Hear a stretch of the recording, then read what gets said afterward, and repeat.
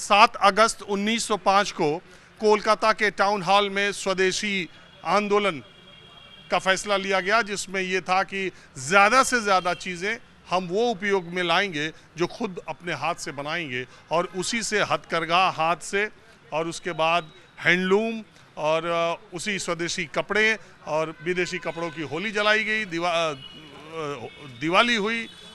उसके बाद से ये हुआ कि देश में हथकरघा से बने कपड़ों का प्रचलन चला, खादी आश्रम हुआ, हैंडलूम हुआ, और उसी समय उसी आंदोलन के बाद देश के अलग अलग हिस्सों में जो बुनकर थे, जो हैंडलूम के सेंटर्स थे, वो बहुत तेज़ी से पुष्पित और पल्लवित हुए।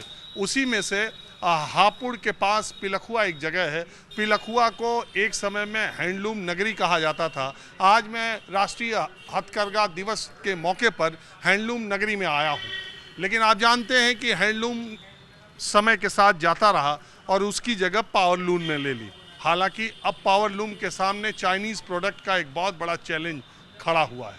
पावरलूम में बिजली की खपत और तमाम और भी सारे मुद्दे हैं, और जो सबसे बड़ा मुद्दा ये है कि हैंडलूम के क्षेत्र में जो छोटे छोटे कारीगर थे, जो हाथ के हुनर से सामान तैयार करते थे, अब बड़े लोगों ने बड़ी पूंजी लगा करके उस व्यवस्था पर बहुत हद तक अपना कब्जा जमा लिया।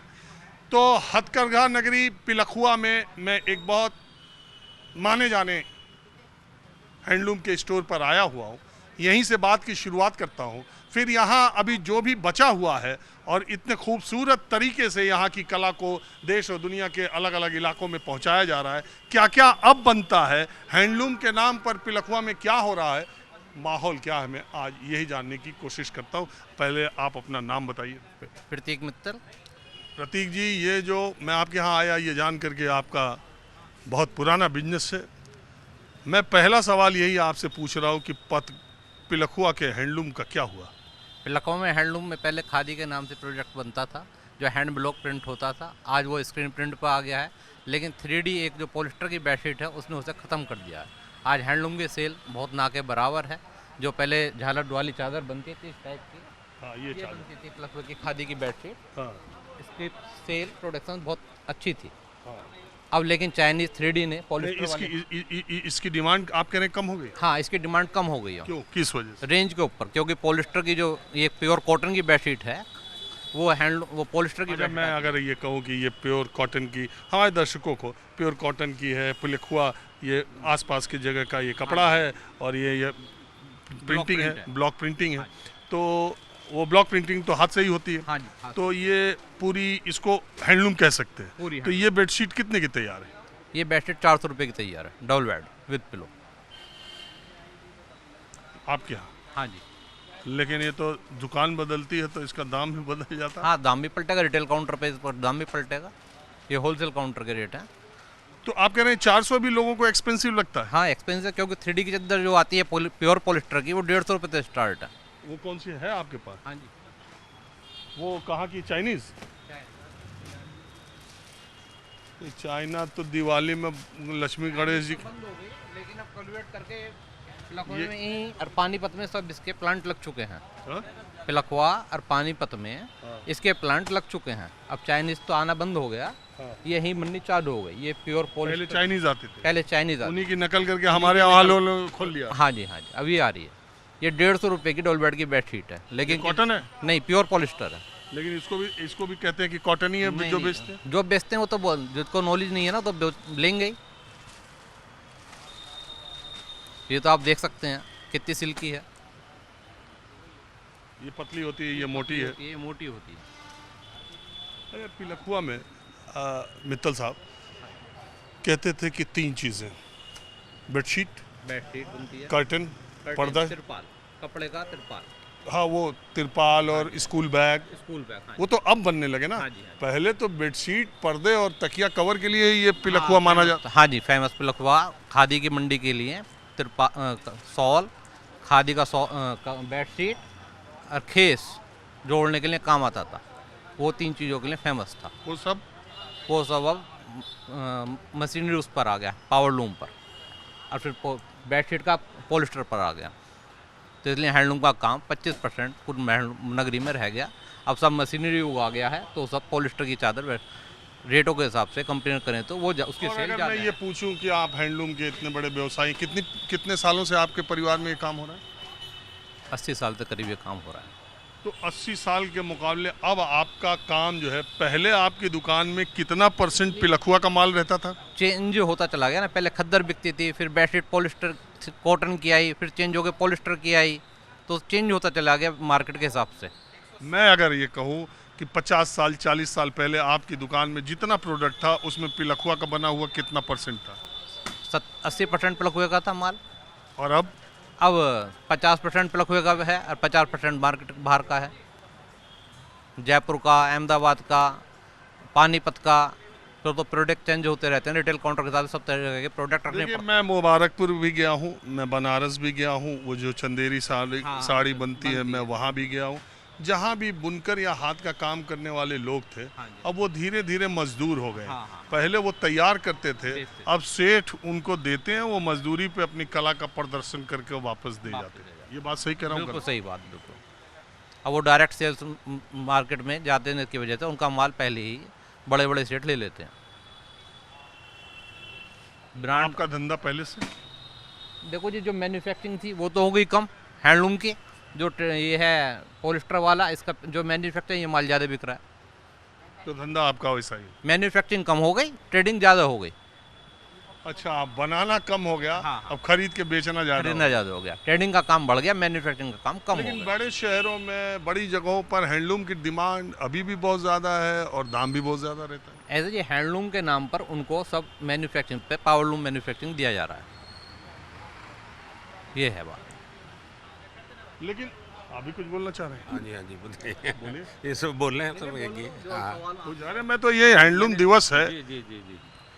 भाई हैंडलूम का तो काम बहुत डाउन है जी। यहाँ मंडी ख़त्म हो चुकी है, सब चाइना के माल आ रहे हैं, वही बिक रहे हैं जी। लोगों को सस्ता भी चाहिए, सुंदर भी चाहिए, तो वो चीज़ अभी हमारे इंडियन मार्केट में नहीं हो पा रही। संघर्ष तो प्रधानमंत्री की अपील का ये मतलब आप भी निकालें कि आप स्वदेश में, देश में बनी चीज़ों को ज़्यादा से ज़्यादा प्रोत्साहित करें, पूछ करके लें, तभी उसका असली मकसद, राष्ट्रीय हथकरघा दिवस का असली मतलब तभी होता है। और मैं इसलिए ये बातें कहता हूँ कि आप बुनकरों को मजदूर बनने से रोकें। जो हमारी कला पहले से है उनको और संरक्षित और संवर्धित करने का प्रयास सरकारी प्रयास से ही नहीं होगा, हमें और आपको भी उसमें दिलचस्पी लेनी होगी। और अब मैं पिलखुआ के ऐसे कारीगरों के पास आपको लेके चलता हूँ जो सैकड़ों सालों से यहाँ पर ब्लॉक प्रिंटिंग का काम करते हैं, या उनके परिवार के लोग अभी भी ये काम कर रहे हैं। उनकी क्या स्थिति है, कैसे ब्लॉक प्रिंटिंग के जरिए बेडशीट बनती है, कैसे दूसरे कामों में पिलखुआ के लोग गए और कैसे पिलखुआ के कुछ बुनकर मजदूर भी बन गए, सारी कहानी आपको आज माहौल के में दिखाता हूँ।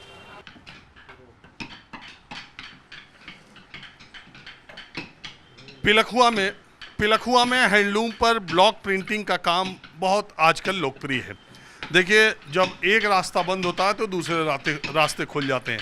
हैंडलूम की जगह पावरलूम ने ले ली, पावरलूम के बाद ब्लॉक प्रिंटिंग जो है, वो हैंडमेड जो है, उसका एक बड़ा बाजार खड़ा हो गया। और पिलखुआ में कुछ लोग इस काम को बहुत अच्छे तरीके से करते हैं। लकड़ी के ऊपर पहले इस तरह से बनाकर कार्बन से उसके नीचे लकड़ी पर ये ले जाते हैं, फिर उसके बाद नक्काशी लकड़ी पर इस तरीके से की जाती है। अलग अलग डिज़ाइंस अलग अलग तरीके से बनाए जाते हैं और बहुत से पारंगत कारीगर जिनके हाथ का हुनर आपके यहाँ ब्लॉक प्रिंटिंग के तौर पर, कपड़ों के तौर पर हैंडलूम के पहुँचता है, वो इसी गाज़ियाबाद के पिलखुआ से ऐसे तैयार होते होते आप तक पहुँचता है। ये देखिए, बहुत ही महीन कारीगरी, और इस तरह के प्रिंटिंग के लिए इसमें तैयार करते हैं और पूरा काम लकड़ी और कील से होता है। ये बहुत पुरानी परंपरा है और यहाँ पर पिलखुआ में ये बहुत दिनों से चलता आ रहा है। ये फैक्ट्री जहाँ मैं आया हूँ, ये पुरानी फैक्ट्री है। इस तरीके से आप जो देख रहे हैं ब्लॉक प्रिंटिंग, ये देखिए, यहाँ पर जितना महीन काम होगा उतना महंगा उसका दाम होगा। और ये देखिए, ये ब्लॉक बन करके ऐसे तैयार होता है।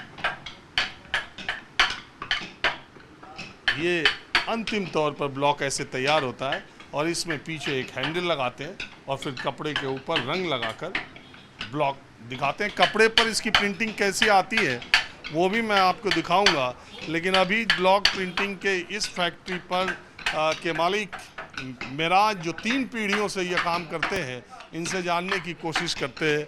मैं आया जानने के लिए ये कि आज हैंडलूम डे है जी सर, आज हथकरघा दिवस है। सबसे पहले तो इसकी बधाई और आपको दूसरी भी बहुत बहुत बधाई, आपको भी बहुत बहुत बधाई सर। दूसरी बात ये कि बड़ा हैंडलूम का प्रचार, हथकरघा का प्रचार दिवस प्रधानमंत्री जी भी उन्हीं की सरकार ने इसको शुरू किया।